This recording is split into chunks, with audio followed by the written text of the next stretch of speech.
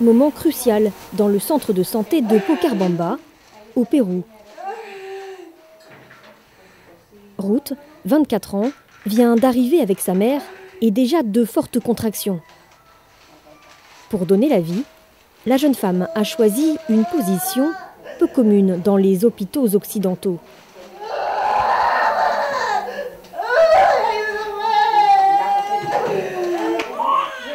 Heure de naissance, 15h45.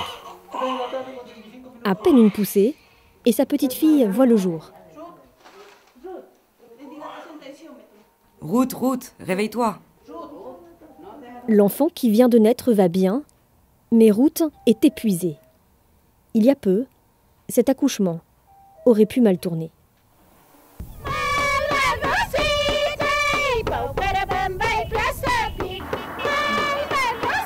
Nous sommes à 3000 mètres d'altitude, à Pocarbamba, dans la province de Churcampa, aux confins de la cordillère des Andes.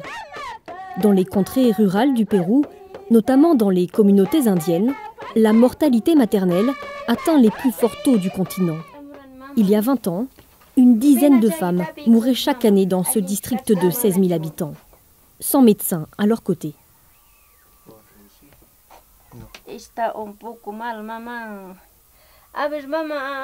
On va regarder tout ça. Allonge-toi, ma fille. Traditionnellement, les femmes quechua accouchent à domicile, avec la seule partera, la soigneuse du village, comme Maribel. Je regarde si l'enfant a bien la tête en bas. Je le remets droit, comme ça. Doucement, pas trop fort.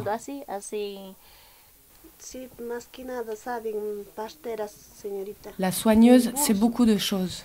Elle sait lire dans le pouls. On préfère la consulter en premier.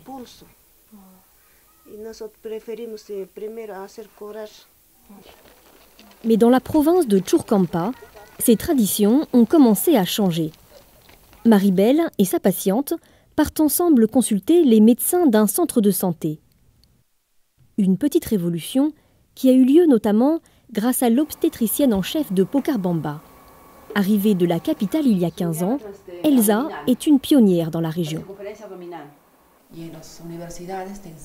À l'université, on apprend à réaliser les accouchements en position occidentale, c'est-à-dire allongée. Ça facilite surtout le travail des médecins, mais ça ne plaît pas aux femmes ici. Elles se sentent comme crucifiées, elles ont froid sans leur jupe, elles ont honte qu'on les voit nues et qu'on touche leurs parties intimes. Quand je suis arrivée, les gens faisaient plus confiance aux soigneuses qu'aux médecins. Donc j'ai compris que c'était à moi de m'adapter. Si la soigneuse leur donnait des herbes, je leur donnais des herbes.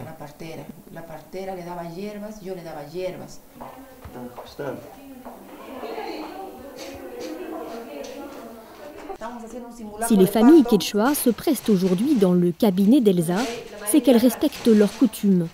Elsa propose toujours à ses patientes d'accoucher comme elles le font depuis des millénaires, accroupies ou assises.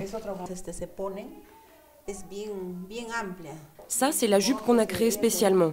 Ça les couvre bien, et moi je réceptionne le bébé en dessous. Tu préfères accoucher allongée?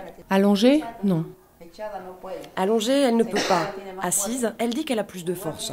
Allongée, cela me fait peur. Dans ces régions escarpées, la mortalité maternelle s'explique aussi par l'isolement. Les patientes habitent souvent à plusieurs heures de route et n'ont pas le temps d'arriver au moment de l'accouchement ou en cas de complications. Les médecins de la province ont aménagé des maisons d'attente. Cyrilla vient y poser ses bagages pour quelques jours. Elle découvre avec plaisir une chambre décorée à la mode quechua. À sa disposition, une cuisine, un potager et même un aliment dont elle raffole, comme beaucoup d'habitants de la région, le cuy. Plus étonnant encore, les curanderas, les soigneuses traditionnelles, sont les bienvenues dans ces centres de santé. Elles peuvent même venir y cueillir les herbes médicinales dont elles ont besoin pour fabriquer leurs remèdes traditionnels. Des remèdes qui trônent à côté des médicaments occidentaux. On prépare ce remède pour accélérer la dilatation et afin d'éviter que le bébé souffre. On mélange de la guinda, de l'origan et une tête de poisson.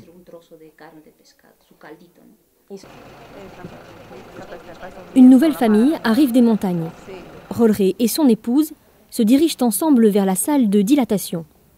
Elle reste debout, tandis que Jorge, aux petits soins, reproduit les rites quechua. Il la masse avec une citrouille et lui sert une décoction traditionnelle à base d'herbes et de poissons pour accélérer le travail. Ce n'est qu'au dernier moment qu'ils passent en salle d'accouchement, unis et dans la position souhaitée.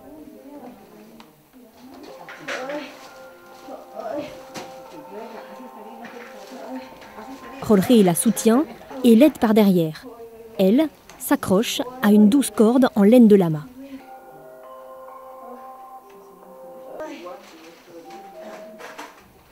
Là encore, quelques poussées suffisent pour que leur bébé voie le jour.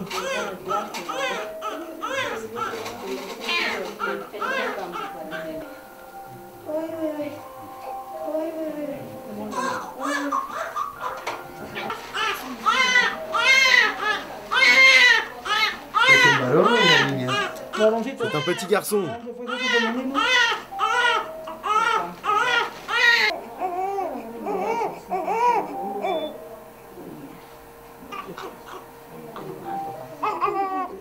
« 2,9 kilos de bonheur pour la famille Chavez.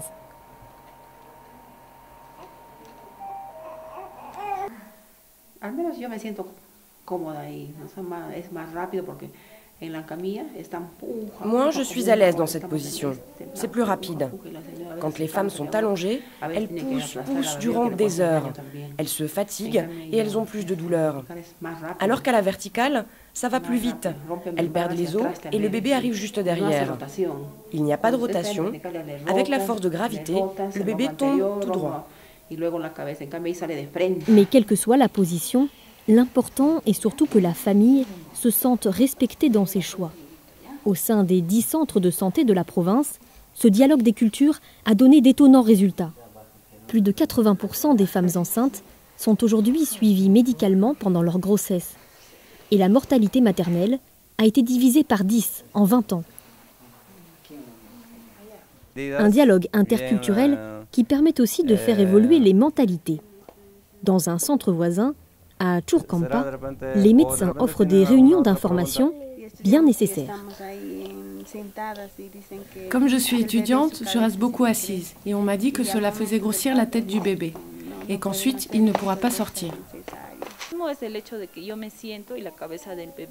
Cette idée selon laquelle, si je reste longtemps assise, seule grossit la tête du bébé, c'est complètement faux. Il faut respecter ces idées, mais il ne faut pas trop y croire. Le succès de la province de Churcampa, notamment, a poussé le gouvernement péruvien à décréter le droit à choisir la position de l'accouchement. Et des alternatives plus modernes se développent. Fabriqué par des ingénieurs allemands, ce lit permet de changer de position au cours de l'accouchement. Par exemple, si une intervention chirurgicale s'impose. Ce qu'on fait ici, c'est de recevoir les femmes selon leurs coutumes pour qu'elles se sentent à l'aise et de former tous les professionnels de santé qui passent dans la province à cette approche. Cela ne prend pas immédiatement, mais cela fait son chemin, peu à peu.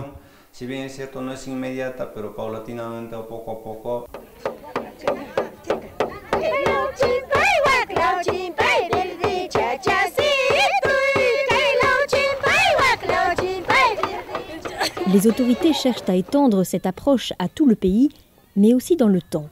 À la campagne, les parteras deviennent peu à peu des relais pour le suivi de la santé des nouveau-nés et des jeunes familles. Ouvre la bouche, mon petit.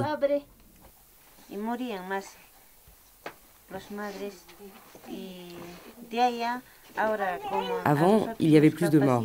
Maintenant, nous avons été formés, nous suivons les femmes. Nous vérifions qu'elles vont bien à leur rendez-vous. Nous regardons si les enfants sont en bonne santé. Et on vérifie aussi qu'il n'y a pas de violence dans les foyers.